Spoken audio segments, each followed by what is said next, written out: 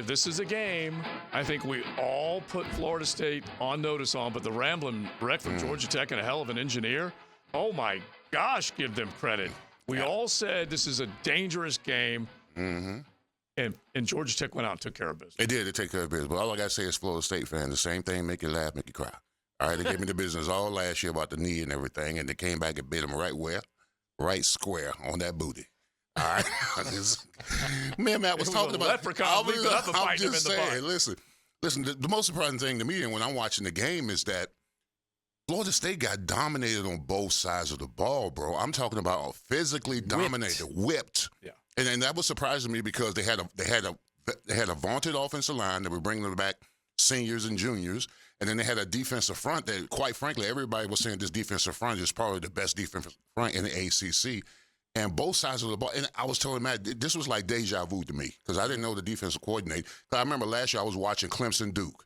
And I'm saying to myself, I said, is Duke faster than Clemson? Because they're playing faster than Clemson.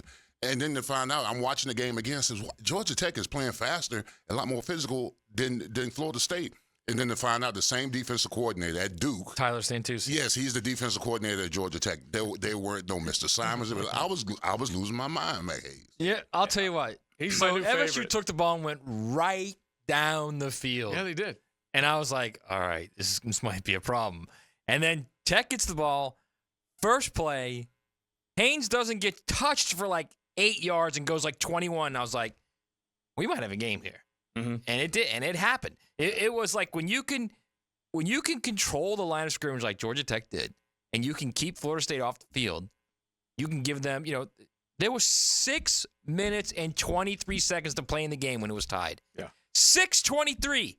The Noles didn't get the ball back. Well, they didn't get the ball for 21 minutes of the end of that ball game, but once. That's literally Brent Key saying, we are winning this game by running the ball. The rest of the way, they're not touching it. 21 minutes to go in a game. Have you ever been in a game, Leon, where there's 21 minutes to go and you've touched the ball once? That was it. One drive. And here's the other thing that blows your mind when you start thinking about this. 7 drives in total, 14 total possessions as far as this whole game was concerned. Like 101 total plays between both teams, I think. Yeah, 7 possessions on the FSU side. And you have to give Georgia Tech credit for running a game plan without the wishbone or Paul Johnson on the sidelines. What did they used to do? You know very well what I'm talking about. They would run the triple option, and they would slow the game down. This was none of that. This was your regular RPO with Haynes King running, and they kept the ball. The RPOs that they ran was zone and dive. Zone read. That's all it was. Yeah. They literally just went zone read every time. They went zone read every time. And I'm watching the offensive line. Now I'm watching the double teams. I'm watching the single blocks. Where, of course, more than likely you're going to win on the double teams to get to the linebacker. But they were winning on the single blocks. Yeah. So when they weren't doubling the nose and they had single blocks on the 3 technique, he was mauling them. And that was surprising to me. And the best part is Florida State couldn't bring an extra safety down because when they did, they got beat in the middle 3, and then the play would break for 20. So they couldn't even do that. They literally had to just line up in base and hope they could beat them at the point of attack, which they were getting beat consistently. There's so many things to get into. So you Noles fans can hit it 641-1010. You can hit the text line designed by Lifetime Enclosures. Just let us know what you're thinking. You're still in it. Yes, you are, because the college football playoff is going to take the best from the ACC and maybe more, maybe not just the winner, but the runner-up. It certainly is possible. But you had to look at this game and feel like you were gut punched because of all the chatter during the offseason. But know this, XL Primetime, when we're breaking it down, and we're going to do our XLP to the CFP throughout the year with our top 12 in the college football promised land, but you could not deny the amount of talent that left Tallahassee to the National Football League because of just how good they had it. They had so many good players.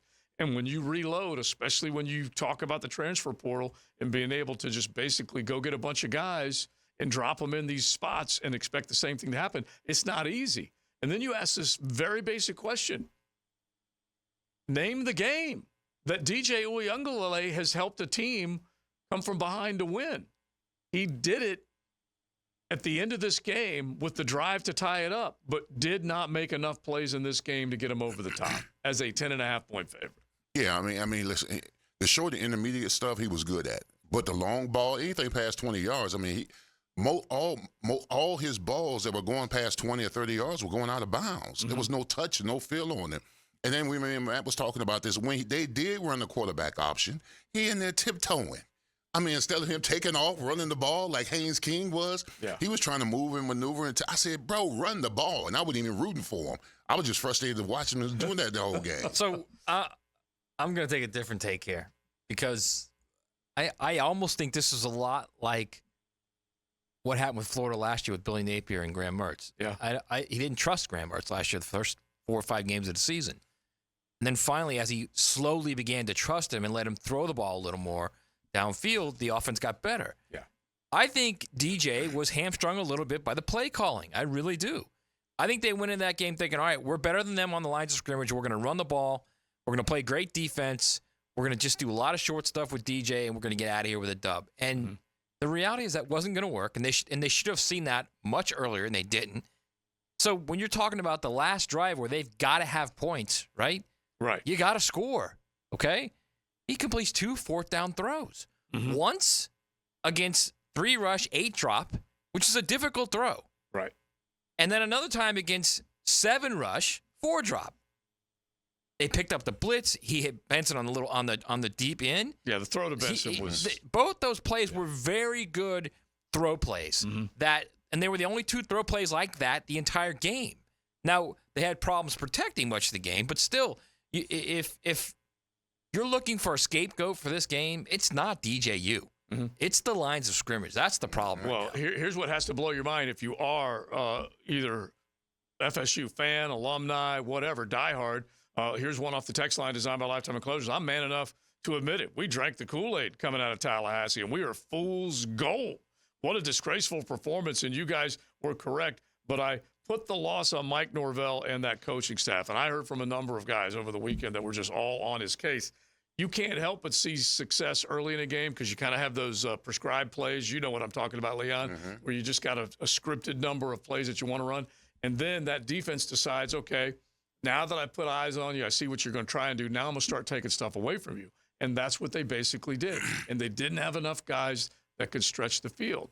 But coming into this game, we were, and by the way, Matt, you even got hammered in the show before us on Heels where they were texting in going, well, wait a minute, didn't Matt say they look so big and what new, man? Deep and all that stuff? Well, I mean, they did. They did. They absolutely did. They absolutely have the size. They're big dudes, and they got dominated. Yeah, and so the part that DJU, and I think most Seminole fans knew this going in, he wasn't Jordan Travis.